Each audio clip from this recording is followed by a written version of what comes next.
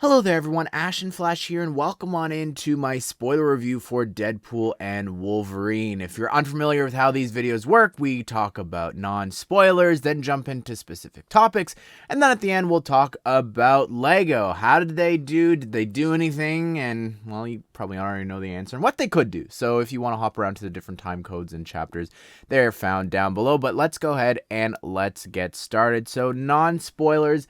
Personally, this blew me away. I wound up deleting Twitter after they dropped the final trailer and absolutely spoiled something so frustratingly there. And I was like, you know what? It's also the red carpet premiere is coming up. In the past, they've invited people out who, are in the movie and have like a small role. And they've spoiled that. So I'm like, it's just easier if I just, let's just not deal with any of that. And surprisingly, I was not spoiled anything from any leaks, and I guess I just actually took a little bit more care and effort into it this time, but there's a lot of stuff in this. I don't think that's a secret that you don't want spoiled for you. So if you can avoid stuff, I would definitely continue to try and do that. I look back at just all the different films in the past and everything. There's either a screenshot or some cam footage or just people talking about it, but surprisingly, not this time, even though there was like 30 minutes or something shown a while back. So yeah, really great. But the film itself, I guess I should talk about that, right? I thought that, again, it blew me away as someone who grew up watching the X-Men films and that era of superheroes and different things, and watched it continue to grow up to obviously Logan and then Deadpool 2 and what was the final thing, I guess, New Mutants.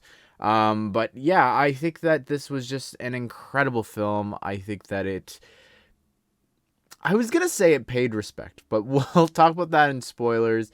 Yeah, I think that it's a great starting off point going forward for bringing in these characters into the MCU. And I'm very excited to see where they're going to pop up and how they'll interact with other characters and different things like that. I think that was just a lot of fun to finally see them together. Like, that is something that is just so special to me.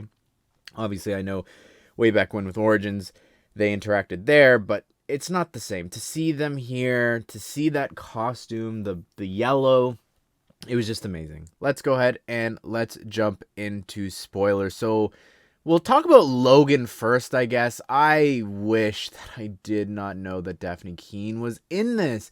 I was just reading why they chose to put her in the final trailer, and it was because she wanted to go to the premiere, and then also marketing felt that there wasn't enough emotion in the trailers, so they put her in it. She spent the entire Acolyte press tour denying that she was even in the movie. That's so stupid. I'm sorry. I wish that I didn't know. That would have just really blown me away. I had just watched Logan like a couple days ago just to prepare myself, and I'm glad I did. As much as they sort of made a joke about it there with him, of course, dying and then Deadpool using his remains. I'm of two minds. Like, I love that it's funny, and I appreciated just using an adamantium skeleton as weapons. I think is just such a fun concept. And then also, it's sort of really disrespectful to the ending of Logan, right? But I don't know. I have to sit with it, I think. But I did enjoy that fight, the opening and everything. I thought everything with Wolverine personally was my favorite bits. Like, I just think that he just gave such an incredible performance. When I watched Logan, I'm like, man, this guy was robbed of an Oscar. This was just an incredible film, an incredible performance here with Laura. And then to see them sort of pick that up here, I thought was really special. And I really just love where they ended things off with being in this timeline with Deadpool and different things, but also just Wolverine being there, with Laura just sort of hanging out. I thought was really, really sweet there at the end with little Dogpool. I really, really thought that was great. If you're hearing any crying or different things, speaking of Dogpool, I'm holding my little one in my arms right now. So if you hear any whimpering in the background, that would be her. Anyways, oh my goodness. And again, the suit looked amazing, but the cowl, I think the cowl was the only thing that got claps in my theater. Like, that was pretty awesome to finally see. Obviously, we knew from toys and, the popcorn buckets, etc., etc. But still to see him finally wearing that because of the ending of the Wolverine and the little setup that they had of him getting the suit and then never wearing it for 24 years, it was very special to see it all come together. I thought that the action was just phenomenal here. I really loved their fights, their two fights. I actually liked the one in the car more. Maybe it's because I hadn't seen any of that. I thought that was just a lot of fun. And yeah, I'd love to know more of like what that Wolverine did, like what caused the, the end of that X-Men team and different things. I like same with even in Logan. Like I wish I knew what happened there. I'd love to know all of these things. I think it's very interesting. Timeline-wise, it's confusing if you think about what exactly is going on. Trying to like work out the timeline there. If you think about it, right? So if Logan takes place in 2029, but then Deadpool 2 takes place in 2018, then it was 6 years later. So that makes that 2024, which is this year. But if Logan dies, first of all, how did he age? That's some Obi-Wan aging there. So then as well, Laura as an adult now and Wolverine exist in this. I don't even know if Laura would be born at that point. So yeah, just trying to think about that is, it's very X-Men-y. Honestly, like that's probably the most X-Men thing about this film is just that the timeline is messed up and, they don't care about any of that. That happened all throughout those span of X-Men films. Again, love the emotion there and all of that. I really loved his dynamic with Deadpool. Just seeing that was very special. I didn't particularly care too much about Deadpool per se, emotions-wise, so I guess maybe they're right about that part of it not being too emotional. Like, I appreciated how much like that photo meant to him and just the line of my whole world is in this photo and then showing it to Wolverine at different points and then at the end of the film. So I really liked that part of it, but in terms of him breaking up with Vanessa and then presumably at the end getting back together with her, it just, I don't know, I didn't really follow that logic, I guess. I liked his dynamic, I guess, with Peter and just, I guess him not giving up on Deadpool I thought was really sweet. But yeah, I mean, he tried the team thing before in the second one, so I didn't really necessarily buy him needing that to be, identified as being a part of a team and a bigger purpose. I don't know. I appreciated his bit with Happy at the start. That was actually a really, really great, like, intro. I thought was really, really cool. But anyways, what else is there? I guess the villain, Cassandra, was neat. I think that they could have delved more and maybe shown somehow, like, her anger and resentment towards Xavier, not just talking about that. I think would have been a little bit more important to see her backstory since we saw, obviously, Deadpool's and then also Wolverine's. But, yeah, I thought she made for a good villain and, wanting to tear the multiverse apart and just exist in the void, I thought was pretty interesting for her, sort of purpose and wants. I didn't really understand, and this will lead into the cameos, I didn't understand her connection to the Deadpool Corps and how and why they served her. I felt like they were their own faction, at least like throughout the film. They were like, okay, there's the Band of Resistance, and then there's also this group of Deadpool, people. So, I don't know, I would have liked to see and understand more of like what exactly that was about. But yeah, cameos. Let's talk about, I guess, keep talking about Cassandra and just her band of, heroes and villains. There was a lot of people, not the same actors for some of them. It was cool to see Toad, Azazel, Pyro, and Juggernaut and different things. Even Blob was a lot of fun. I think that they could have played into more of their powers a little bit more, and it would have been really nice if they did get the actors and actresses and different things from the previous films to reprise some of those roles. But yeah, we'll just go in order, I guess, of cameos. The one that like shocked me the most probably is Henry Cavill. When we're going through each of the Wolverines, right, I remember there being rumors of Daniel Radcliffe and different things for Patch specifically. And then, when every single one of them was Hugh Jackman. So I wasn't thinking at all. I wasn't at all expecting anyone else but Hugh Jackman. And then when he turned around and Deadpool said, what was it, the Calvarine or something like that. My jaw was just, and then it transitioned into the scene where we meet our main Wolverine. So I was still really just shook by that. Like, I was really shocked. Like, my jaw was just open, I think, for a good chunk of that first meeting with our Wolverine, just because of that. Like, I couldn't believe it. I couldn't believe that they were making the jokes about, we'll treat you better than the guys across the street. Oh my goodness, like, it just blew me away. And that's something that I know, like, if I had been online, I probably would have had spoiled. I'm looking now at a clip online of someone recording it, and I didn't even catch the fact that he does, like, the claws come out like he sort of punches his fists in Mission Impossible. Oh my goodness, that just threw me for a loop. The next surprising one was obviously the Human Torch, and not for a single second did I even cross my mind that was going to be the Human Torch. I knew, obviously, going into this, that I was expecting to see the Fantastic Four in all those films, but the way they framed it and set it up that it was like Captain America, that was so good. And I also know that, I remember with Free Guy that he had a cameo there, and I appreciate him coming here and obviously having a much larger role this time around. But that blew me away. I love the Fantastic Four. Those films were my childhood. The first one and then Rise of the Silver Surfer. So the fact that we're here having him back and him mentioning Reed, just, oh my goodness, that was so darn cool. A little snippet of what I hope we get to see for Secret Wars. And by the way, already with these two cameos alone, I'm going to come out and say it, I think this was so much better than Multiverse of Madness. Just even going to these different universes was just so much more interesting. All of those different Wolverines with Patch, or, the one that was hung up on, like, the cross, and then even just all of the different wacky outfits, and the one that fought the Hulk. Oh my goodness, that was so cool. And to see him wearing the brown outfit, like, these were just all these things that I just never expected. So to follow it up with Cavill and then the Human Torch was so cool.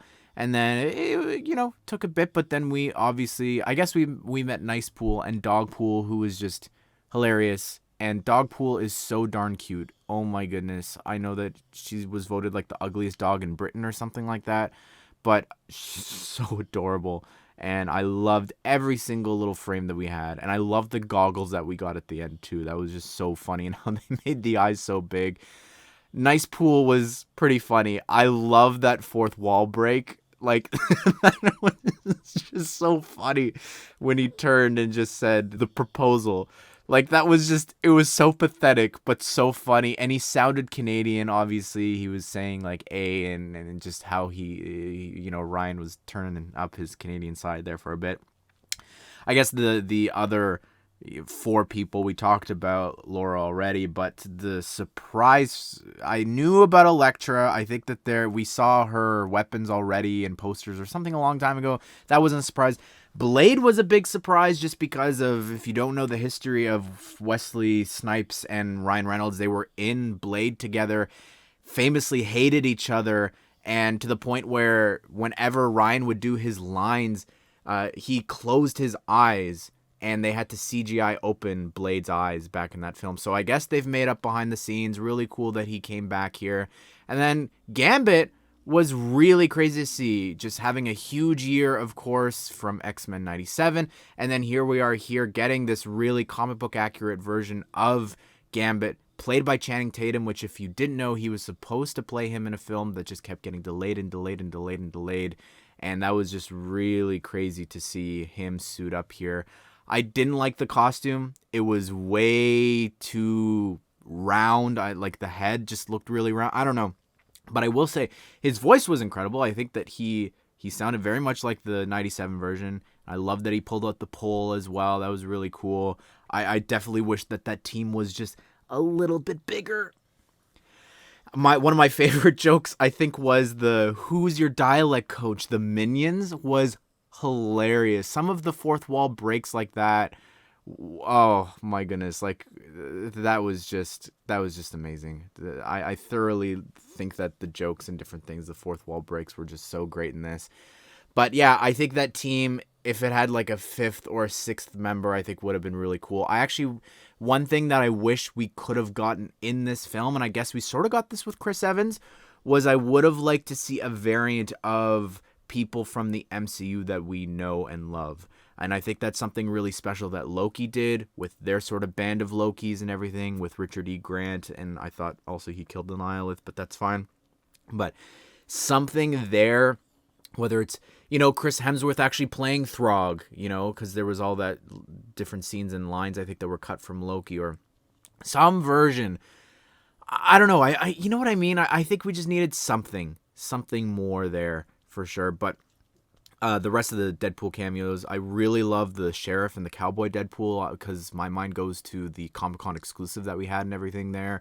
Like, that's pretty cool. And that was voiced by Matthew McConaughey. Nathan Fillion voiced Headpool, and Blake Lively voiced Lady Pool there. And then also the Kid Pool and the Baby Pool were also 2 of Ryan's kids. So that's really cool that just they had some people there. And obviously his whole thing, his Welcome to Wrexham series, if you don't know about that, he bought a football team with Rob McElhenney from Always Sunny in Philadelphia. So the fact that one of them was just blatantly wearing the crest, I thought was just hilarious, and all the other versions were so cool. I really love that fight. That was a really fun fight, even if it didn't really make sense in the grand scheme of things.